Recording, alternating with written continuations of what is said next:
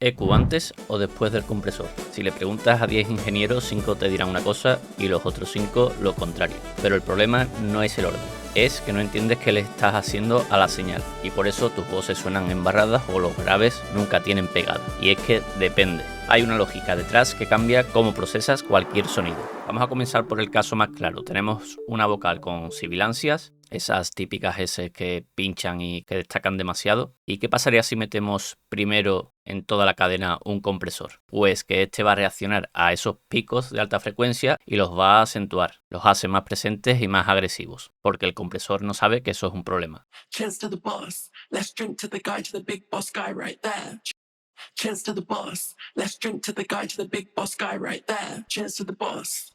En cambio, si antes limpias con EQ, reduces esas sibilancias, esas frecuencias problemáticas, el compresor recibe una señal ya trabajada y de esta forma, pues la señal obtenida es más musical y más predecible y no está peleando contra algo que no debería estar ahí. Más adelante en el vídeo te mostraré cómo suelo hacerlo yo para este tipo de voces con este tipo de problemas.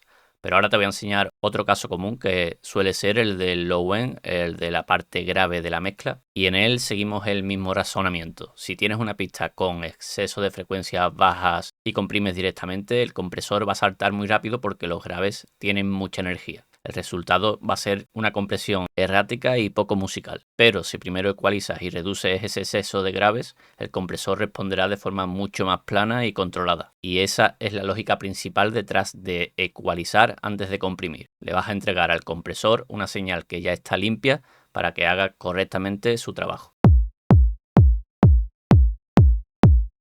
Ahora bien, en música electrónica, tech house, house, latin, cualquiera de estos géneros, el 90% de las veces usamos samples de librerías como Splice, Loopcloud o packs de vocales, y aquí es donde viene el matiz importante. Estos samples ya vienen procesados, ya vienen comprimidos, ecualizados, incluso con saturación o un poco de distorsión para funcionar en un mix. Y no es una voz grabada en crudo con todos sus problemas. Como puedes apreciar en este sample vocal de Splice, tenemos una dinámica ya de por sí bastante controlada, por no hablar del sonido que suena ya súper procesado. Entonces, ¿tiene sentido aplicar la misma regla con la misma intensidad? Pues no necesariamente. Con un sample de vocal limpio y bien procesado puedes perfectamente meter el compresor primero si lo que buscas es controlar la dinámica antes de esculpir el sonido y no hay sibilancias problemáticas, no hay exceso de graves descontrolados, la señal ya está bastante bajo control. ¿Y significa eso que el orden da igual? Pues tampoco, significa que tienes más libertad para decidir según lo que necesitas en cada caso. Y aclarado esto, te voy a mostrar un poco mi flujo habitual para este tipo de casos. Primero de todo, una EQ correctiva, que aunque el sample ya venga procesado, siempre hay algo que adaptar a tu track específico. Normalmente hago un high pass para eliminar esa parte que no necesitamos de la vocal y que no se enturbie el low end. Y después algunas resonancias que suenen raras en el contexto de la mezcla de esta producción en concreto. O algo que choque con el kick, con el bajo, etc.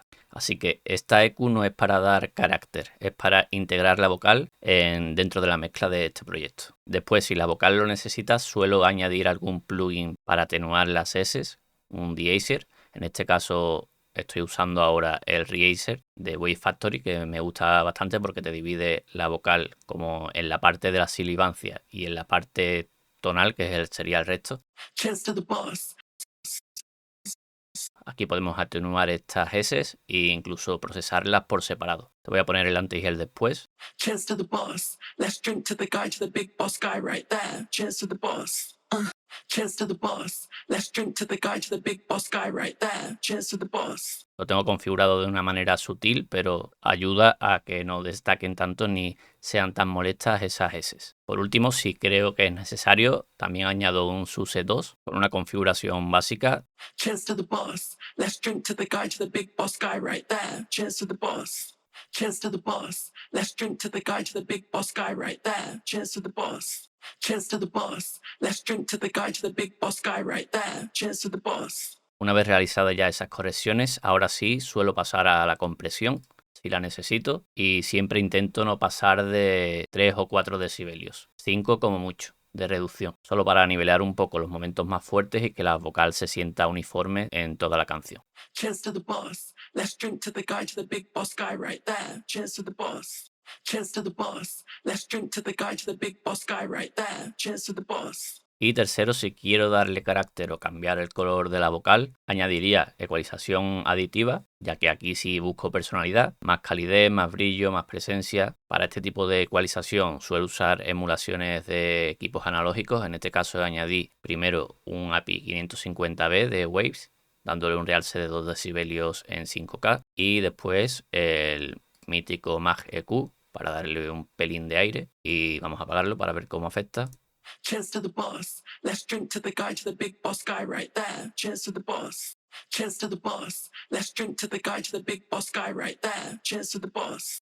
Esto también me sirve porque al realizar la etapa primera de limpiar resonancias y quitar un poco de ese, pues al final perdemos un poco de ese agudo o brillo de la voz, quieras o no. Entonces con esto podemos recuperar y darle un poco más de forma a nuestro gusto a la vocal. Conclusión, EQ correctiva, después compresión y después ecualización para dar color y forma final a tu vocal. Ese es mi orden habitual, pero no porque sea una regla, sino porque tiene sentido para lo que hago y para los sonidos con los que estoy trabajando. Por lo tanto, no hay una respuesta correcta universal, simplemente usa la lógica para entender y tener un criterio que desarrollar con tu propia experiencia. Y ese criterio propio para saber qué procesamiento aplicar en cada ocasión es uno de los puntos claves que te hace pasar de producir un loop y quedarte estancado en acabar una canción, conseguir sonar profesional y que un sello firme tu música. Y eso es lo que hacemos cada mes dentro del Escuadrón Bye Bye, así que te dejo el enlace en la descripción y nos vemos en el próximo vídeo. Bye bye.